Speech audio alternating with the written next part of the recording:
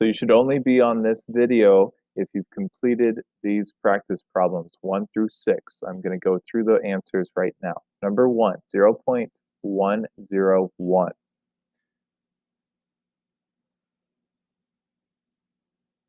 0.101.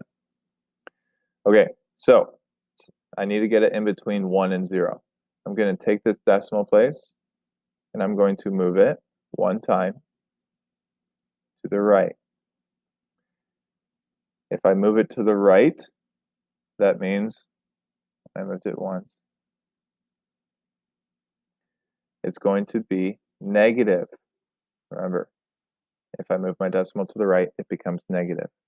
So my answer for this becomes 1.01 times 10 to the negative first. Next problem. I have 1,950,000. I've got 1,950,000. Now I imagine there is a decimal point at the end. It wasn't there in the problem, but I'm just going to imagine it's there for now, just to help me, because I have to move it. I have to move it to make it so that my number is in between 1 and 10. I'm going to move it to the left. 1, 2, 3, 4, 5, 6 times.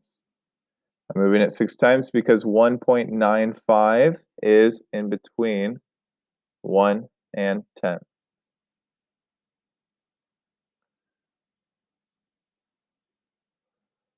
1.95.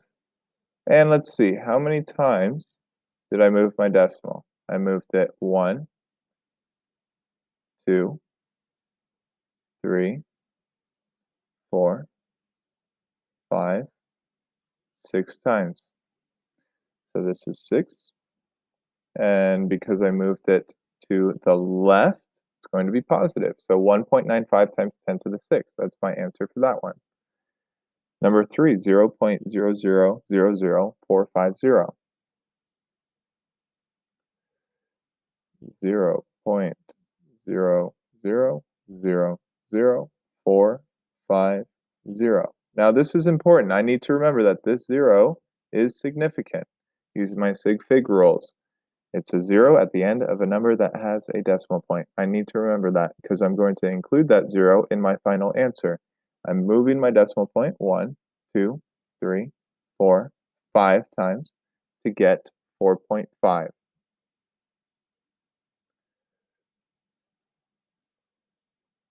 4.5, but I'm going to put that 0 there because it's significant, right? Include this 0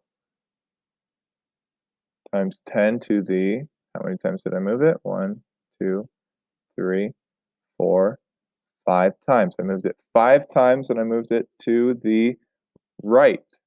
So it's negative. 4.50 times 10 to the negative 5th. All right, so that's 1 through 3. 4, 5, and 6 are on your own. I'm going to move on from here.